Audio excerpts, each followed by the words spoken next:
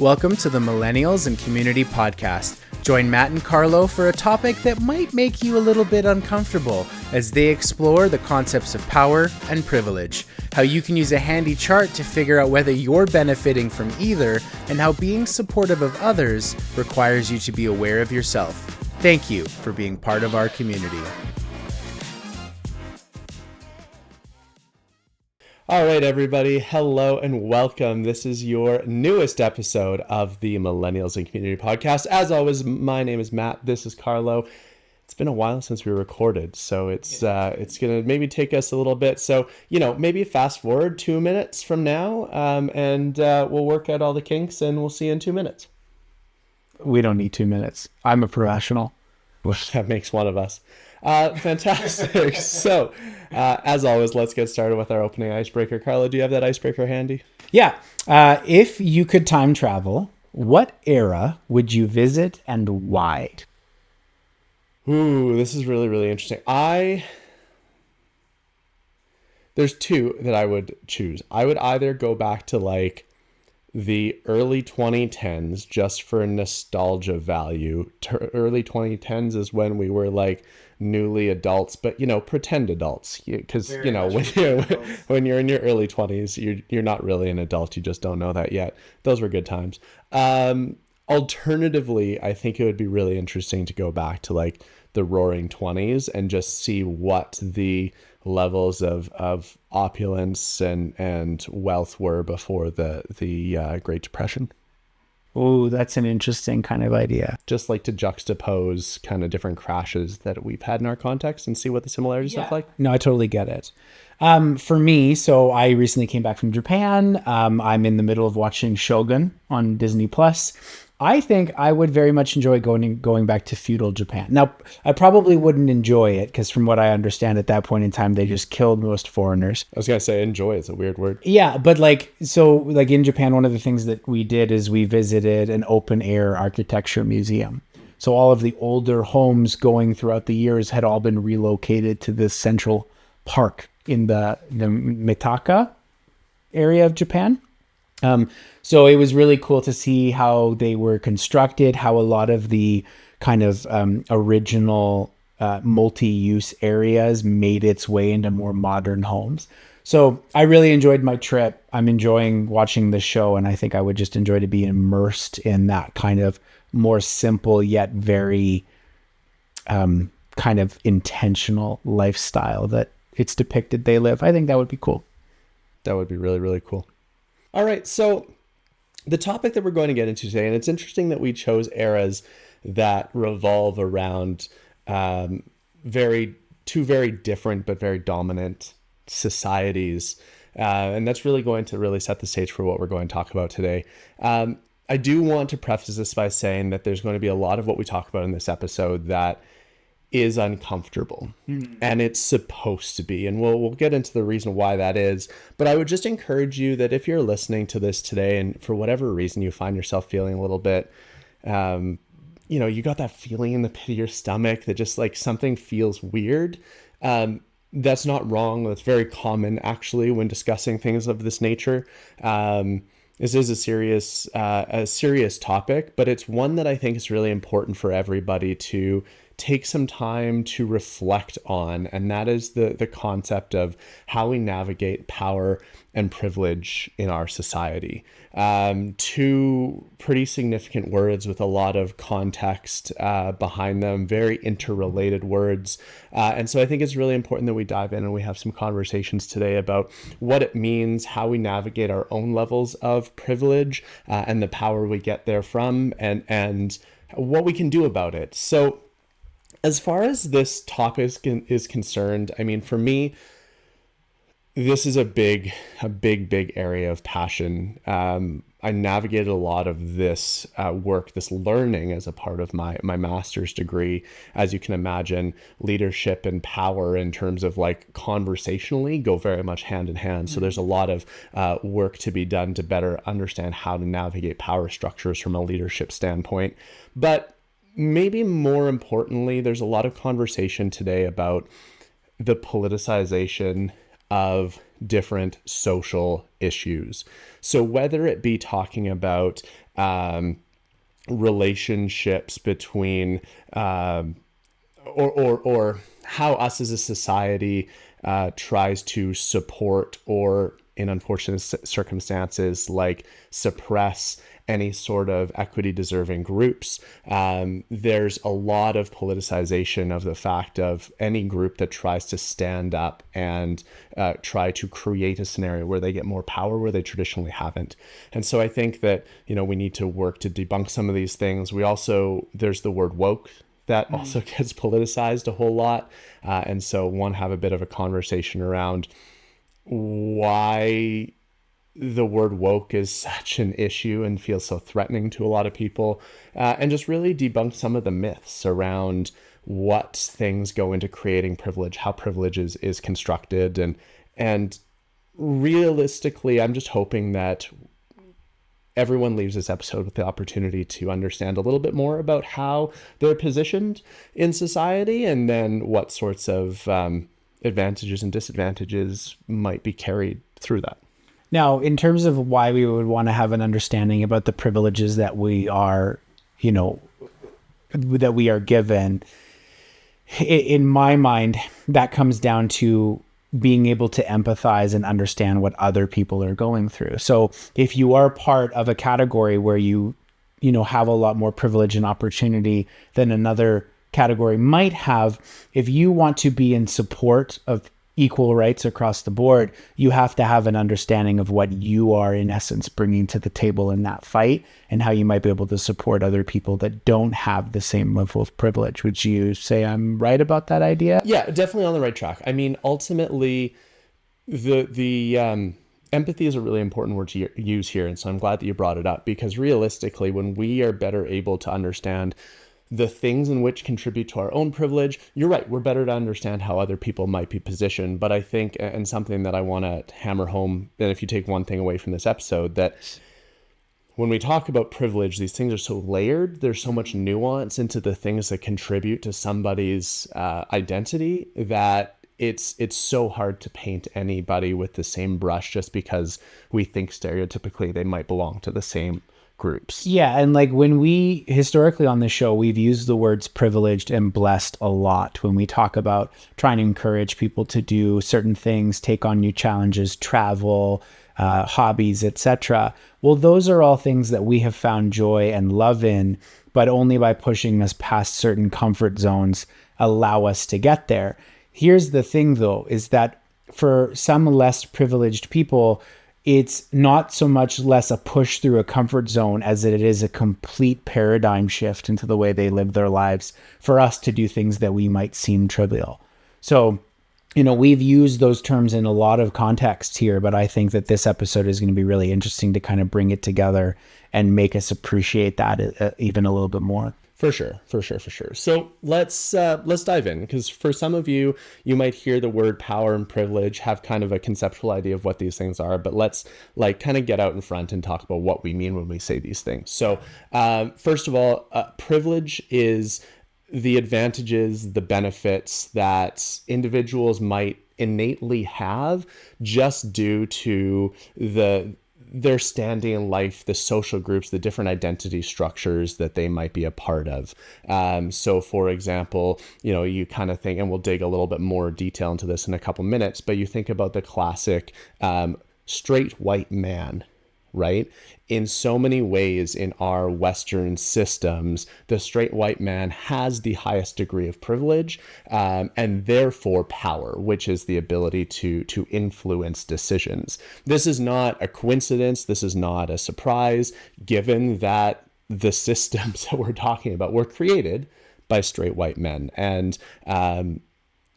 rightly or wrongly, historically, a lot of times wrongly, these systems were created to benefit the people who created them, right? So it is no surprise that straight white men are really like the top of the food chain when it comes to discussions about privilege and power.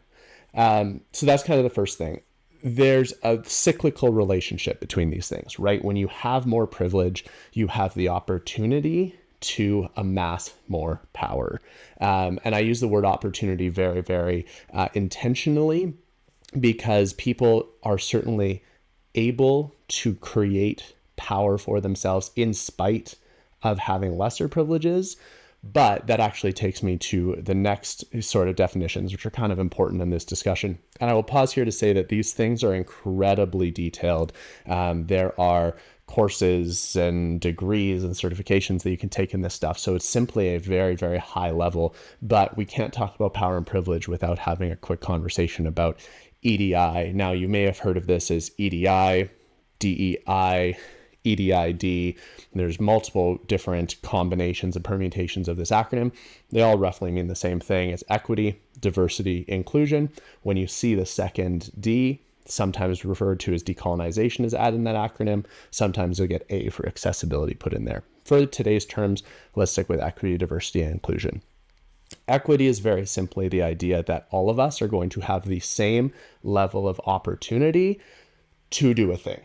Now, this is very, very different from equality, because equality states that you and I are going to be given the same resources to be able to accomplish a thing. Now, of course, the difference is if I'm in a wheelchair and you are fully able-bodied, equality would suggest that we both only have to climb 3 stairs to get into a house. Well, if I'm in a wheelchair, 3 stairs is quite a bit more difficult to navigate. So we need to understand at a fundamental level that equity basically states that everyone has the same opportunity as each other, meaning there's a ramp available to me. You may have to get up 3 flights of stairs. Relative to the positionality that we have, this is maybe pretty similar in terms of our ability to access an opportunity. Diversity is just an understanding that all of us are different. All of us come with these different inherent structures and positions and identifying markers and social groups that we're a part of, either by choice or not. And these play a role into who we are. Inclusion is the extent to which we're able to create a safe space for people from diverse backgrounds, positions, social groups, etc. Okay, so if I understand you correctly, this EDI or this EDID, EDIDA, is generally like a set of guiding principles. So if you're an organization that's trying to be as inclusive and as understanding of privilege as possible, you use this acronym whenever you're creating a program, you're factoring in something else. It's a set of guiding principles. Right. So organizations, programs, corporations, municipalities, all across the board now, you hear EDI quite a lot for exactly that purpose, right? We're trying to create spaces that promote equitable opportunity to everybody. Now, there's a whole lot of discourse around this, but at its foundation, that's the goal of it. Sure.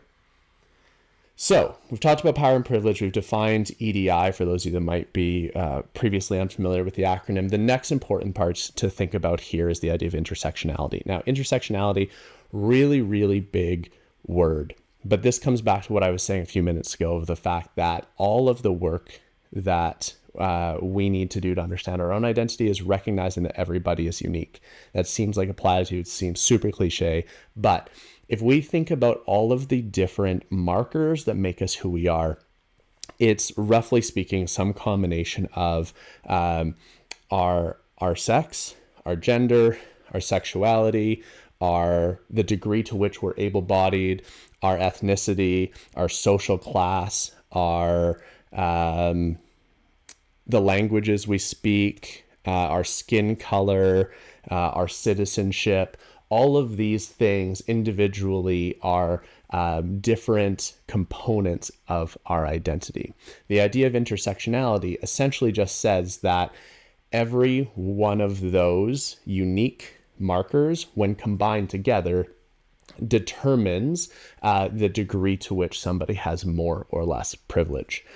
So there's this tool that we'll post on the Discord. It's called the Wheel of Power and Privilege. And it's a really, really wonderful visual because what it allows us to do is take a look at different identity structures and understand where we experience more privilege or less privilege based on our different structures. So for example, I mentioned straight white man. Well, a straight white man who is a quadriplegic experiences less privilege than a straight white man who is able-bodied. A straight white man who is able-bodied and is wealthy, right? Who speaks English, who has a Canadian citizenship. These are things that are remarkably more privileged. And so it's the opportunity for us to understand and really acknowledge where we are in terms of a relationship to other people and why that might give us advantages in life. Now, when you sent me the episode prep, I looked up this wheel, this link that you sent, and there was a couple things I noticed. One, I had no idea that something like this even existed. It totally makes sense that it does, but the fact that this was a resource available on the Government of Canada website kind of threw me off a little bit. I didn't expect to see it there. Again, it makes sense. I'm happy that it's there, but I didn't know that it was. And one of the first questions that I had, considering that this was available on the Government of Canada website, it would make sense that this wheel is specific to the privileges and the categories for Canada. And I think there's even a disclaimer on the bottom that says this is built from a Canadian viewpoint. So would it make sense to believe that if every country in the world had one of these wheels, that it would be drastically different depending on like our cultures and all that kind of stuff? So like if you were to take an Asian community such as Japan and vary it up against our wheel, do you think they would have a different wheel? Really, really interesting question. And actually the example of Japan is very, very fascinating. So in some components, so I'll read off to you some of the things from the wheel. So right off the wheel, you've got gender, sex, sexuality, able-bodiedness or degree of physical ability, neurodiversity, mental health, language, formal education, housing, wealth, citizenship, the degree to which you are Indigenous, your skin color. So we think about things that there are certainly things that are going to be culturally universal versus culturally relative. Things like your language certainly would be contingent, right? If you're in Japan, you are going to experience more privilege because if you're able to speak Japanese, sure, or if you're able to speak multiple languages, some of those things are true. However, what's really, really fascinating when we get to the root of understanding how power has been accumulated, power in the way we're talking about it really, really links back to colonization. So when the original European powers went out and they colonized different regions of the world, obviously North America being chief among them, you started to see the basically structures of white European colonialist nations supersede others. So it's really interesting to hear you say what happens in other countries. If you look at many Asian countries, Japan being one of them, there is a heavy priority given to people who look more white, right? There's a couple of reasons for that. One is there is the cultural notion of if I'm more white, I am more privileged. Part of it is because of those colonial histories. The other part of it is this assumption that if I'm more tanned, it means that I am a laborer because I've had to go out in the sun and do all this hard work. And therefore someone with more of a tan is probably less privileged because they've had to go outside and do hard labor. Interesting. So yes, there are certain things that are going to be culturally and geographically contingent. However, more so than you would think, everything, all paths lead back to the rich white man. Okay. So it's important to understand and acknowledge this. And one of the things, just to kind of jump to our make actions count that we're going to suggest to everybody, is that you go and take a look at this wheel of power and privilege and start to understand it's not ever to suggest that we can't that we don't experience hardship just because we're straight white guys, right? I like to joke that I have a special like hyper privilege because I'm half white and half Chinese, and surely that's going to get me some like hyper privilege down the line. But the idea is I'll keep my mouth shut on that one. We want to be able to understand the privileges that we carry, because with every level of privilege comes certain biases and stereotypes that we are not necessarily conscious to. And so it helps us to understand those things. And therefore, like you mentioned early on, allows us to be more empathetic. Yeah. Okay. So, if somebody's going to pull up this wheel here, explain quickly kind of how it works so that, we can have an understanding of that. For sure. So I'll use me as an example. If I'm going to look at this wheel for myself, I'm going to start from so my sex is male. My gender is a cisgendered male, which means I identify as a man and I was born as a man. For those who are not familiar with cisgender, it simply means that you identify as the same gender that relates to the biological sex that you're born as. So both of those things, top of the pyramid, well, it's not a pyramid, it's a circle. So those things are closer to the center of the wheel. And the way this tool is constructed, the closer you are to the center, the more higher degree of privilege you have. Sexuality, I identify as heterosexual. That's going to be center of the wheel. Anybody on the 2S LGBTQ2IA plus spectrum is going to be furthest to the outside. Interestingly, if you see this wheel, you'll notice that gay men are specifically listed as having higher privilege than other groups from the LGBTQ2IA plus spectrum. And that's, again, a statement that men generally have higher privilege. So if you've got a gay man and a gay woman, because you're a man, you still experience high privilege. Okay. Persons with disabilities. Of course, if I don't have any physical disabilities that ail me, I'm perfectly able-bodied. So again, center of the wheel. Neurodiversity. I feel that I'm fairly neurotypical. I mean, these things are a spectrum, so it's not like a binary thing, but I identify as fairly neurotypical, center of the wheel. Mental health, my mental health is stable, center of the wheel. I speak English, center of the wheel. Now, you mentioned this being a Canadian relevant thing, so they do state in this tool that if you are bilingual in both the official languages of Canada, which is English and French for our non-Canadian friends, then that would be the highest level of privilege. But I would argue that that's probably just pulling at straws, because there's only 2 provinces in Canada that French really does anything for you. So essentially with this tool, you can give yourself an overall gauge of how this tool views you in terms of how much privilege you have. Well, yes and no. I mean, this tool is really just a visual aid to help understand. What we have to understand, again, is if we look at all of these things that are in the center of this wheel. So read them off again: heterosexual, male, white, European settler, wealthy, property owners, post-secondary education, stable mental health. Again, it's no surprise that our societies in a Western way our systems were built by people that have those identities, by landowners who obviously, by virtue of being landowners, had accumulated wealth, right? And the people that accumulated wealth set the success metrics for the rest of society.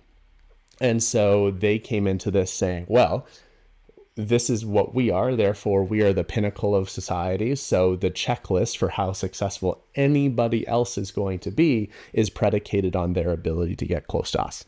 Okay. So again, because I love to take devil advocate when we have a lot of these things, somebody who is either less open to this entire realm of what we're talking about, where they're like, everybody's got a fair shot at life, and, I work just as hard as the next person, or whatever the mentality they may be.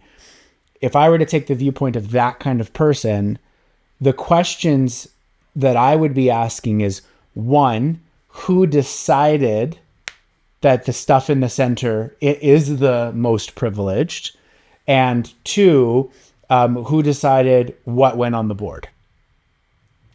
Right? Like where is this coming from? And it doesn't matter where they fall on the wheel themselves, but how come this is created? Who decided that this, the white cisgendered property owner is the guy that has the most privilege? Because maybe that guy is a white cisgendered property owner. He goes, I don't feel like I have privilege. Which is a massive question, I'm sure. Okay. So, I mean, and it's a fair question, because there's a lot of people out there. And I know one of the myths that I think is really important to debunk is that, there's no such thing as privilege. There's only hard work. Sure. Which, ironically, I only ever hear from, middle class or higher straight white dudes. But that notwithstanding, if we want to actually take it back to the really, really, the really, really far historical perspective, this comes back to the Doctrine of Discovery, which was a document published by the Catholic Church that basically justified Catholics and Christians in the name of spreading the word of the Bible to as many different regions of the world as possible. The Doctrine of Discovery said that basically thou shalt go to as many places in the world as possible and espouse the Bible and Christianity. And basically this document set the context for cultural genocide of everybody else that are not Caucasian Christians.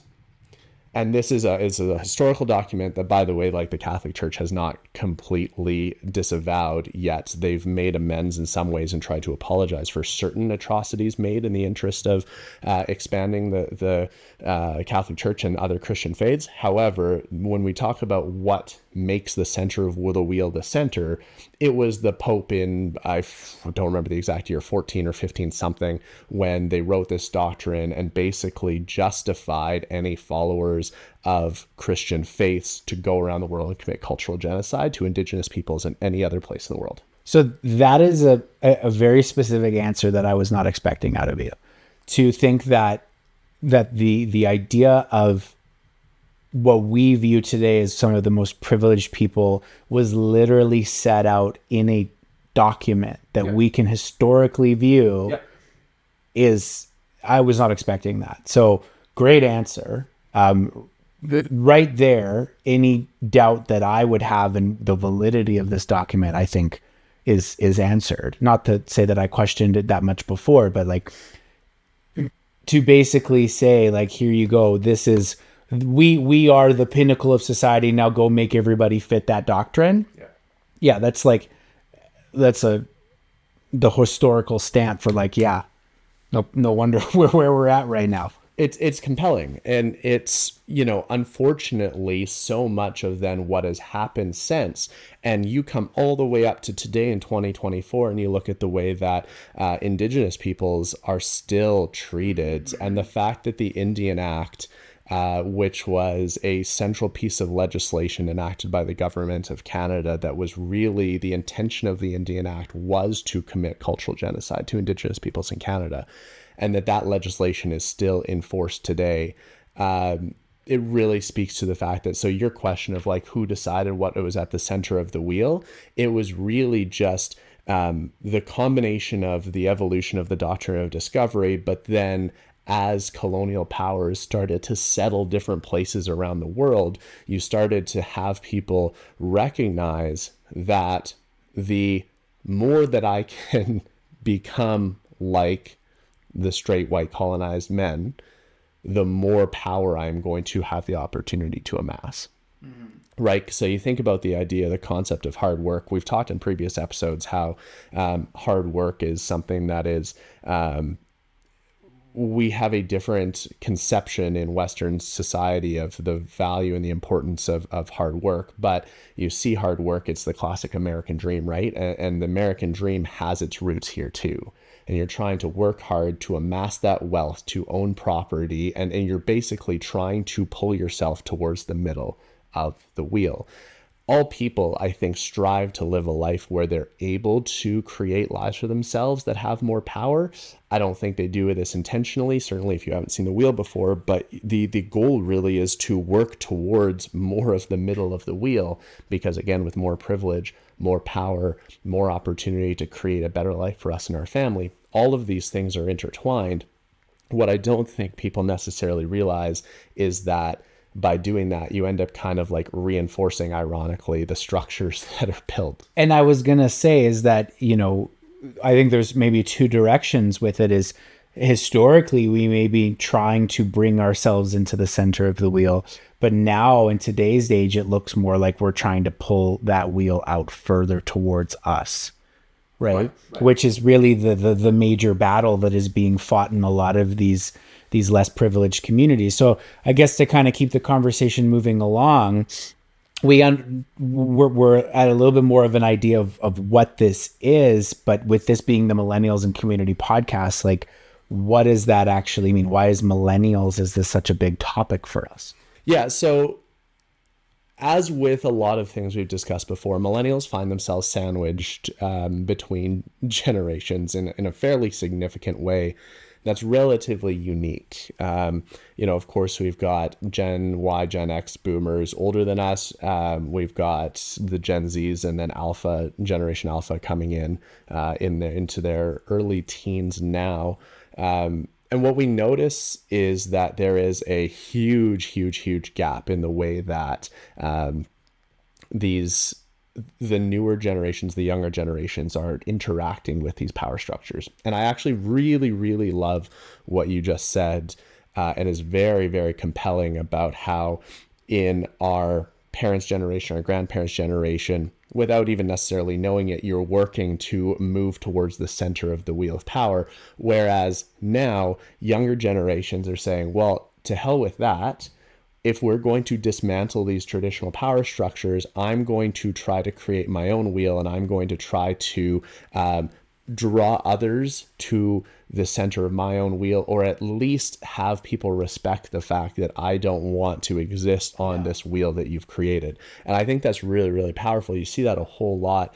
And I think that that's where the conversation goes when we start seeing people that are a part of this traditional wheel of power and privilege start to speak out like, oh, what's woke? We're too woke. We're too this. We're too that. And I think that that's a really good way of describing where a lot of this friction comes in. And so millennials, I think, because millennials still a fairly broad aged, like a wide age range. And so you're going to have a lot of perspectives that are in between. And I think for a lot of millennials, it's incumbent on us to recognize that we have many privileges as a result of the hard work, the work that our parents or grandparents did to bring our families closer to the center of the circle, while still recognizing that these power structures very much do exist, and recognize that we need to hold space and recognize that as privileged individuals, that I certainly identify as a privileged individual, it's my role to try to, on some level, amplify the perspectives and the voices of groups that are not as close to the middle of the wheel as I am. Okay. I think a lot of I can totally see where the pushback comes from, because anytime somebody in a position of power is told you need to share some of that power, there's going to be friction with that. Yep. I think another part that becomes difficult for people is when you are in a position of privilege, I would say, are less aware of that privilege. So when somebody comes in and starts saying, well, we want some of that privilege you have, it feels a little bit of an attack. It's like, what do you mean? I don't have privilege. I worked hard. I pulled up my bootstraps and I got here, right? Where the reality is they don't know. And when we start to think about woke culture, a lot of these politicians and big talking heads love to talk about how many letters there are in the LGBTQ plus community. There, why we keep adding things, and why there's different genders, and why there's this and why there's that. Why is it necessary to have the label? Well, it's necessary to have the label because that's the first step in reclaiming and allowing that community to have a little bit more privilege, is because you can't organize, you can't pull that power away towards something else if you don't know what you're pulling it to. Yeah, absolutely. And that's kind of one of the really tricky parts is any sort of equity deserving group recognizes that if you are a part of a minority, whatever the minority is, you don't gain power by continuing to be a part of a minority. So you in some way need to try to build a coalition and band together certain groups that you feel have similar lived experiences, or that at the very least are not objectionable to group together in the hopes of amassing more power in numbers. And I think that's exactly what you mean. Yeah. And I know that, again, bringing back to the idea of why this is relevant for millennials, I think if you would ask the vast majority of people our age right now and say, hey, well, how united do you feel the world is? Yeah. Most of us be like, we're not. It's dog eat dog out there. Everybody's out on their own.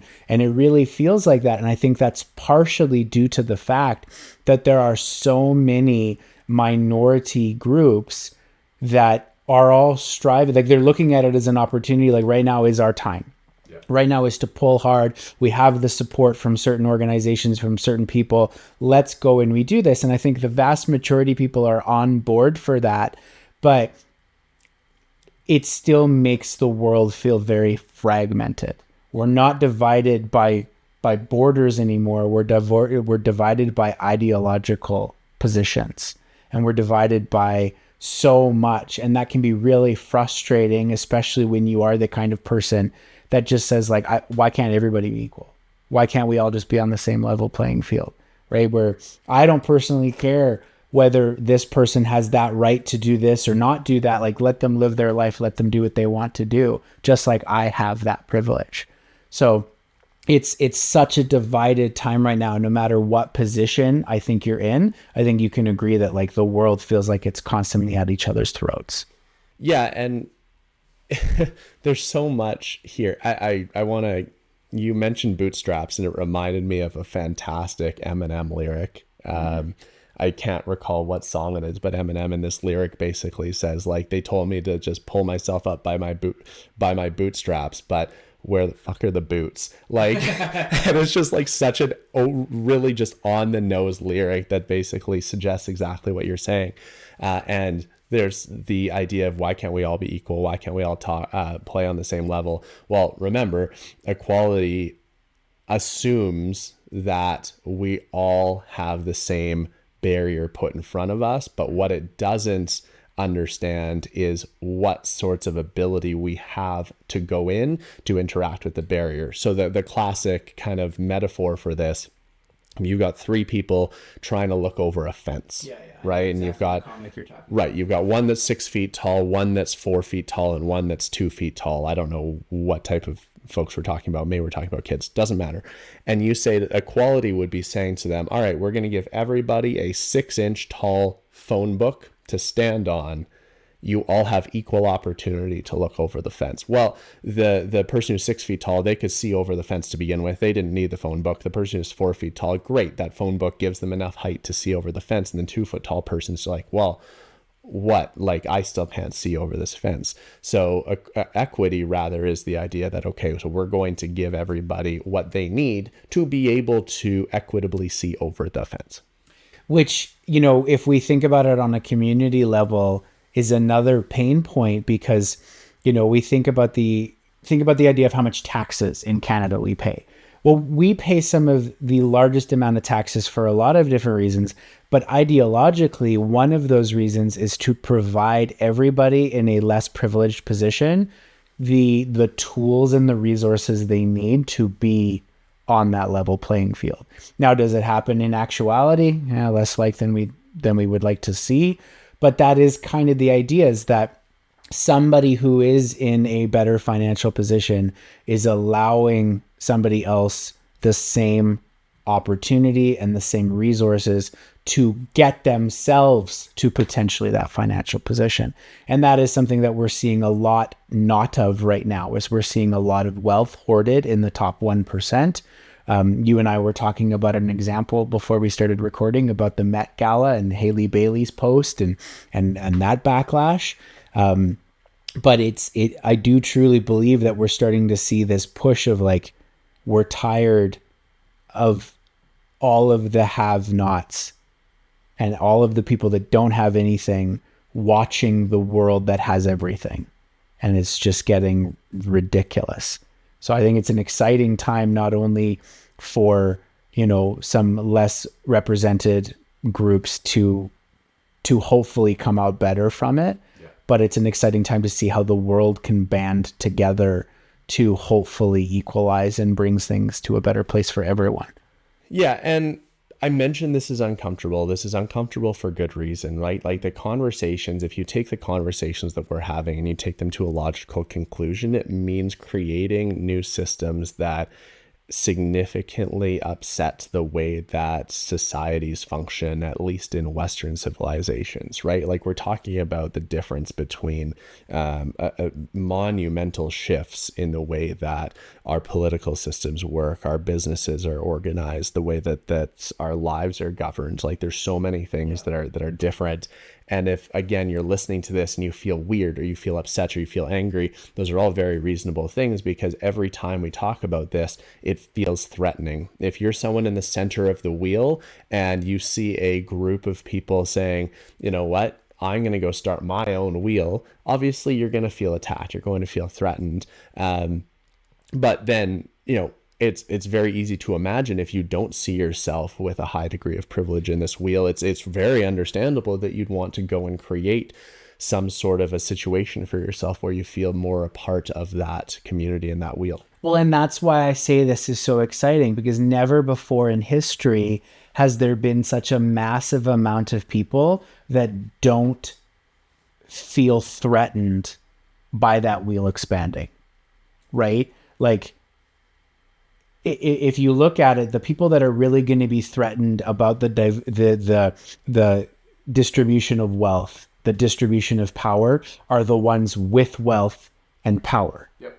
Where the vast majority of the population in the world does not have an overwhelming amount of wealth and power. Yep. So we don't mind that being distributed. It might actually mean that we get a little bit more, but so does everybody else, right? So there's this kind of idea that the wealthy upper class and societal classes have almost done this to themselves by hoarding everything, hoarding money, hoarding opportunity, hoarding privilege. They've just taken that away from the people that historically would have supported them in a time like this.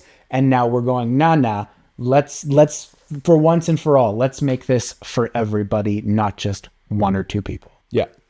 Yeah, it's a good point. And so that leads me, when we talk about, how this kind of impacts community, I wanted to double down and just say, again, remember that one of the important parts of this wheel is to remember that everybody's different, because even if two people have the same social class, or they live in the same community, or they speak the same language, all of these other identifying markers may be different. And so it's really important to remember that if you interact with two people from a seemingly similar identifying group, that they are still different.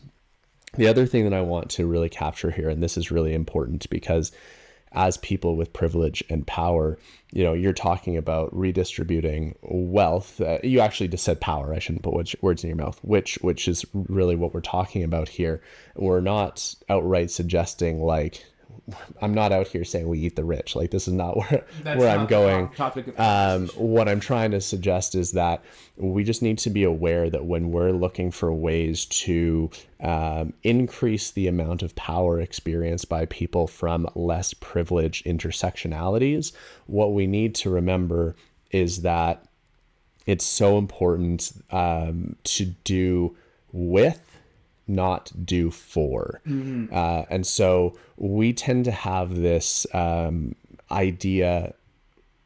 Take charity as an example, right? We're going to give to charity, and we're going to give all this money to be able to create a better life for people in whatever sort of underprivileged or disadvantaged situation. Well, when we do things for people, you're acknowledging that they are underprivileged, which it enables their lack of privilege and doesn't necessarily give them an opportunity to be a part of their own empowerment. So it basically limits their ability to step towards the center of the wheel. And B, we shouldn't be the people that get to decide what would actually increase the amount of advantage or privilege, right? They should be a part of that conversation, because, as you say, in a world where we're creating different sets of wheels and we're prioritizing different cultural values, different ways of being, different types of knowledge, we need to bring them into the into the conversation and do things with them to ensure that whatever ways that we're collectively working to increase power and redistribute power are in alignment with the ways, right? Because if we just say, oh, this will make you have more power, ironically, we're just trying to give them power in the traditional sense and not necessarily in a way that aligns with their traditional backgrounds. Yeah. And this is a really interesting one for me. And I think charity is a good analog for the overall thing I'm thinking is that if I wanted to try and support someone gaining more privilege, gaining more rights, because I don't fall within that category, I don't know what it is that group might need or want. Exactly. But I want to try and help. So that is a personal battle that I have with myself to try and do that in a way that I feel is supportive. And I think a lot of people are hesitant to do that kind of stuff because they don't know how it will be received by the community they're attempting to help. It's a little scary, right?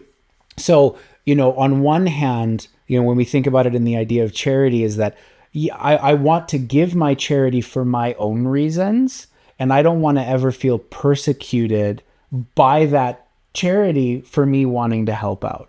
So I think it's something that is important on both sides to kind of consider is that I don't know what I don't know. So when I'm trying to help in the way that I can, please be accommodating of the fact that I don't know what I don't know. Does that make sense? It does.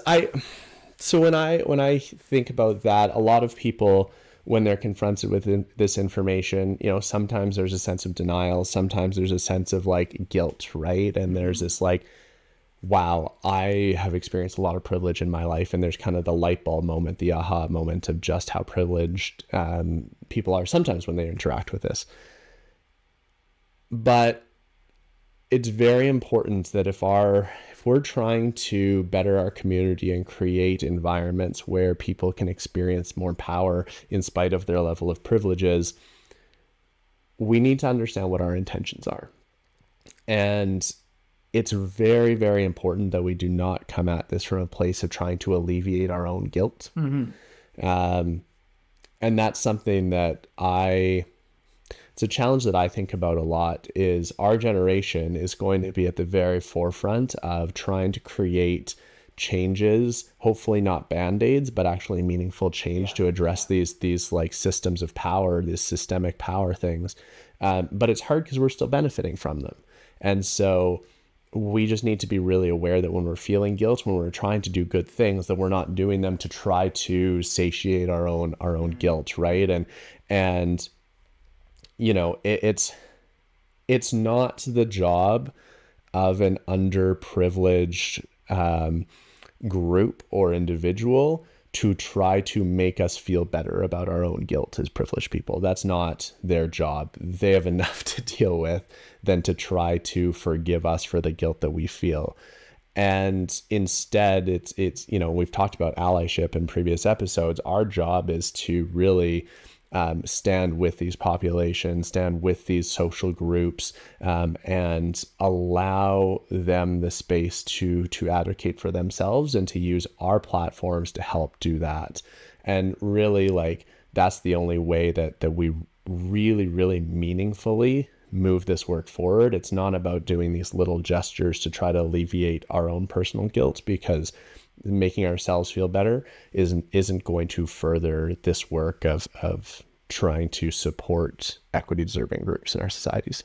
Okay, so that kind of very organically brings us into the make actions count portion of this. So what you're saying is that if you feel you fall under a privileged portion of that wheel, your job is to identify that. Use the tools, use the wheel, figure out where you are, get an understanding of what that means, how that actually affects your life. And then by using that understanding, it should allow you to open up space for these other groups to advocate for themselves. Yeah, that's exactly it. I mean, I think it's really easy to understand the straight white man thing. But again, the wheel of privilege and power does such a great job of outlining that there are many more dimensions to this than someone's, gender, ethnicity, and sexual orientation, right? Like there's more than those things. So yes, step number one for sure. And I would even love to challenge you. I know that this tool is newer to you, but I would love it for you to like take a minute and reflect on, how you identify yourself in that field. Like I did that during our episode prep, and I think there's maybe 2 categories. I'm not right in the center. Yeah. So it's understanding that. It also gives us an opportunity. We talk a lot about reflection in the Make Actions Count section. It gives us another opportunity to learn a little bit more about ourselves, right? And that's a really exciting opportunity anytime we have the ability to do it. But that's not designed to elicit guilt. It's just designed to understand that anyone closest to the center should feel accountable and have kind of enhanced responsibility for doing more. So that's the one thing that I would ask is try to give yourselves the opportunity to understand your levels of privilege, understand what that means for you, and how you're willing to show up in your communities as a result thereof. And I think these things are really important. And I will, if you're still feeling right now like this stuff is all, that this has been a waste of the last 40 minutes of your life listening to this podcast, I just want to point out that any of you that are listening right now that have the technological means to listen to our podcast means you have some sort of privilege. Right. So like there are baselines to these things. You might not be at the center of the wheel, but it's very important to understand how we are positioned within it, because to your point, understanding that allows us to better empathize with people who are in different circumstances, which ultimately makes us better human beings. So I'm almost hesitant to ask this, but like I came into this episode, I admitted wholeheartedly to you, like this is going to be a Matt episode. I'm going to be responding. It's not my wheelhouse. I don't understand a lot of it, but I'm curious. So this is my question for you, and this might be a dangerous question. When we look at a lot of the quote unquote, as have been labeled, woke culture people, okay, so you see this university student who falls under a very privileged section of that circle, but they become the loudest voice for the underprivileged. Why? Because we've just talked about how that could come from a sense of guilt. Is that what's happening for a lot of these people? And I get everybody's unique. Everybody has their own reasons. But like, if the real way of support is to just provide space for these groups to advocate for themselves, how do you explain that behavior from that person?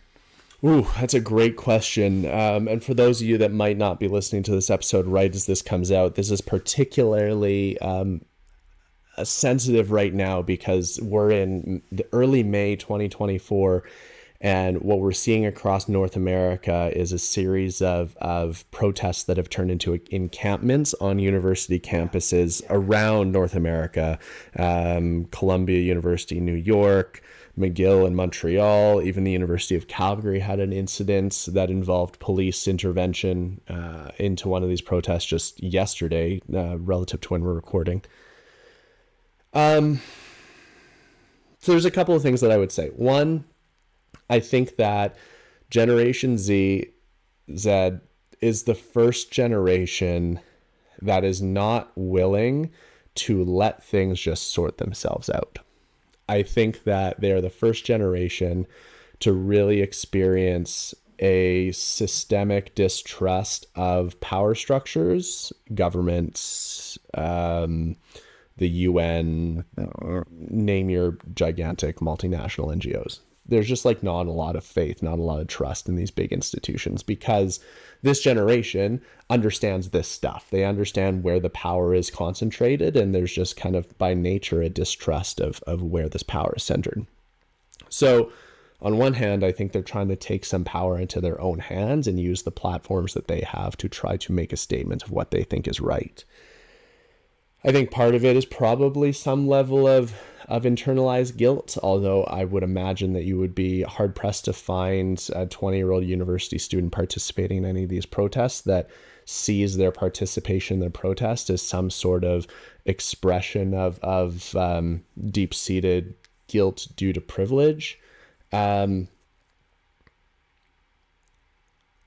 I also I also struggle because it feels like a lot of these, from interviews you'll see of individuals participating in these protests, that there isn't the one thing that I struggle with is there doesn't seem to be a historical understanding of the context of a lot of the conflicts or issues that they're protesting. So if I was to wish one thing for Gen Z, it's not for them to, by any means, to shut up. I would never ask that. I want them to continue to advocate, but I would love for them to do more of the work to understand the historical context, because some of the things that they'll protest on and for are incredibly challenging, nuanced, and the ways in which they're asking for them are not necessarily realistic. And I have to check my own biases with that too, because there's a lot of my millennial colonized viewpoints in that too. So I'm even struggling saying those words. What I think is going to be a really fascinating thing, and just to like wrap up and answer to your question, when I say Gen Z is not content, they're going to be constantly pushing the envelope in terms of understanding the way that we think about, recognize, and act in and around global issues that are happening. And you talk about coalitions being formed. So you'll see 2S LGBTQIA plus individuals and groups and communities banding together with BIPOC communities and individuals. For those of you not familiar, that's Black, Indigenous, people of color.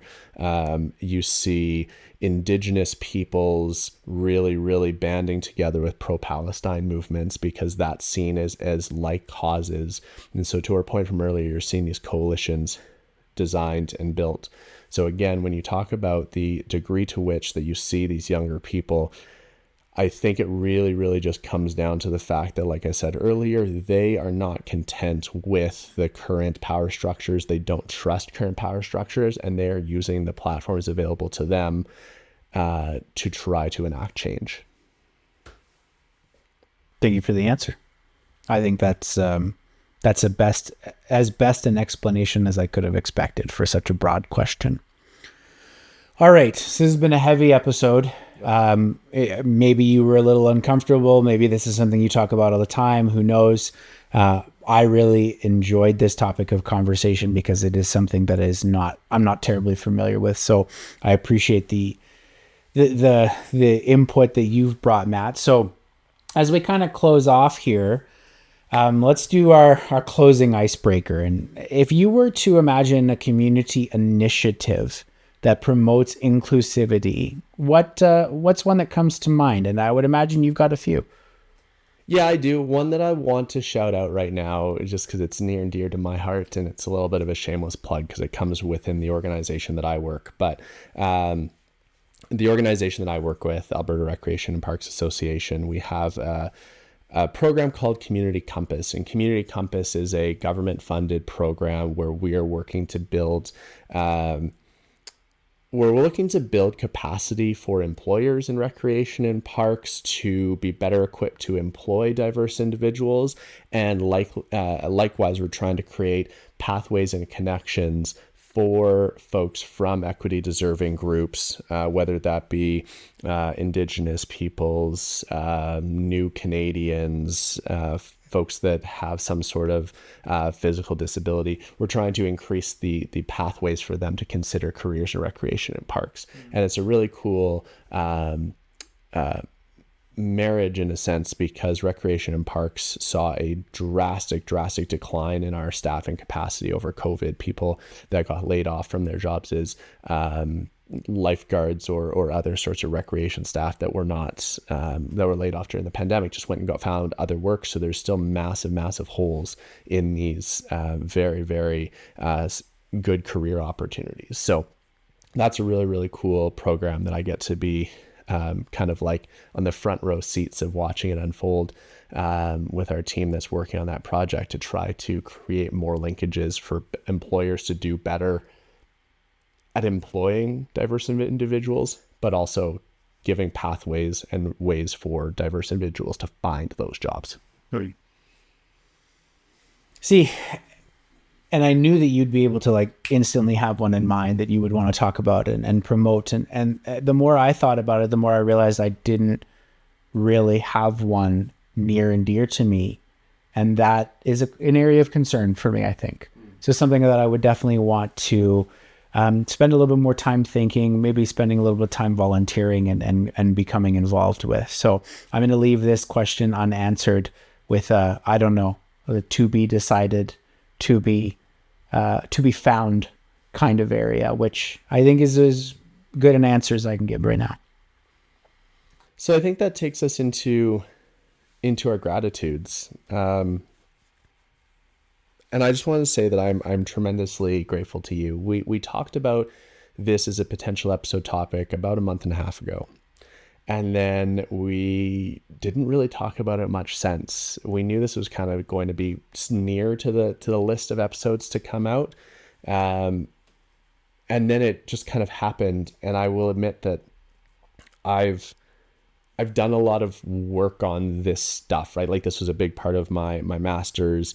It's very central to the work that I do in social purpose organizations. So it's kind of at the forefront for me in a way that it's not for you and for, I imagine, a lot of people listening. Like I mentioned, this is uncomfortable stuff, and I'm just so appreciative that you'd be willing to have this conversation with such a sense of curiosity, such a sense of desire to learn. It's the same desire to learn that you bring to everything, but that you were able to apply this in a way. And I just felt that you were really, you asked such great questions, and you were humble, and you admitted the things that you didn't know. And I just really appreciate that you would come to kind of a really disarming conversation with that level of openness and vulnerability. Well, I appreciate that because like I said, I acknowledge I don't know what I don't know. And this kind of brings me into my gratitude is that I'm very thankful for the fact that you have this diverse outlook on so many things in life, and you're exposed to things that I am not. And you're so willing to share them in a patient and understanding way. Like, I always feel like I have to be very careful with some people about the way I ask certain questions because I never intend to offend. I only intend to learn. And, when I ask you a question, I know that you're never going to look at me and go, well, you shouldn't have asked that. That was wrong, right? You look at me from that lens of he's legitimately trying to understand and learn. So that patience and that understanding, I know, is something that you extend to everybody. So I'm very grateful for that. Thank you. Well, guys, thank you for joining us for this episode of the Millennials and Community Podcast. We hope you enjoyed the in-depth discussion, the curiosity, the learning that I had on this episode. So I just want to say that it's been a little while since we recorded one of these. It feels wonderful to be back, wonderful to be discussing these good things. We're very happy and thankful for you guys to be along for the ride. And I don't know, Matt, you want to close this out? Yeah, again, just keep being curious. If this stuff feels uncomfortable, it's okay. It's supposed to feel weird. Any sort of change feels weird, and we're talking about being at the precipice of some really big change. And if you have questions, reach out. Like I said, I've had a lot of exposure, but I'm not an expert, and I would love to have conversations with you, regardless of your feelings or thoughts about this sort of thing. So stay curious. Connect with us as always. You know where to find us on the social media platforms, and we hope that you take this opportunity to chat with us more on Discord. And hope you all have a wonderful day. Take care, everyone. Thanks, guys. See you next time. Hi, guys. It's Carlo here. Thank you for listening to our latest episode. It's the support of our community like you that allows us to continue to grow and make this into something truly extraordinary. If you enjoyed today's episode and you would like to listen to it without the interruption of ads and maybe even experience some bonus content, I'd invite you to join us on our newly launched Patreon. And if maybe that's not something you can do right now, please consider liking, subscribing, sharing, and commenting on places like YouTube, Instagram, TikTok, LinkedIn, Facebook, all that good stuff. You'll find us under @Millennials and Community for pretty much all of those. Thank you again for listening, and we'll see you again soon.